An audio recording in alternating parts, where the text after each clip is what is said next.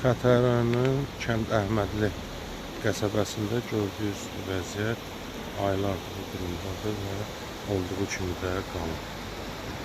Məsələ ilə bağlı aidiyyatı qurumlar hələ ki heç bir tədbir görmürlər. Sakinlər isə artıq aylardır ki küçələrdə və digər ünvanlarda yaşayırlar.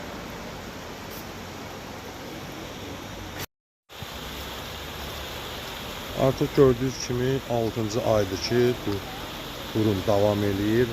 Sakinlərin bildirdiyinə görə heç bir qurumdan hələ ki bir müsbət rəy verən yoxdur.